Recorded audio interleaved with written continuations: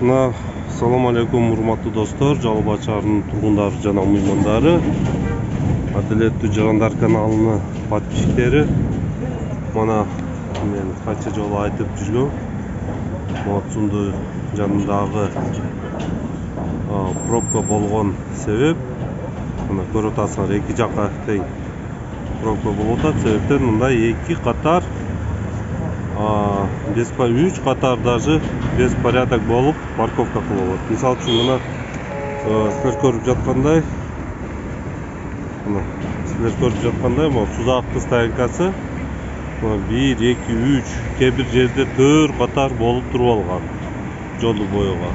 Ошондуктан могул жерден бул жактан мына силер көрүп жаткандай кеңири 3 катар, 4 катар келип жатат машина.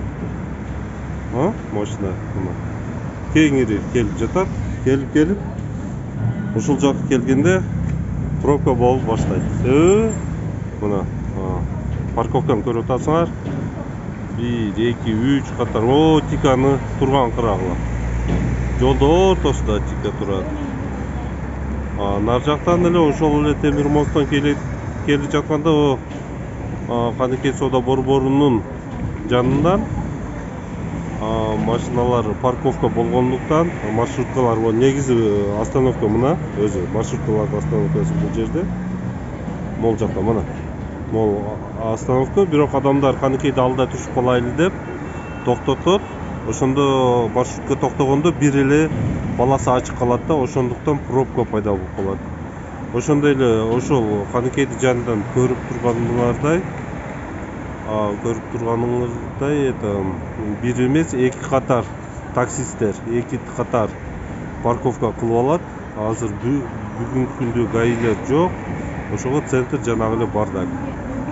Мына өзүбүз эреже менен жүрсөк, эки катар парковка кылып алып бири-бирибизге мешать этпесек, бул жерде дагы пробка болбойт эле.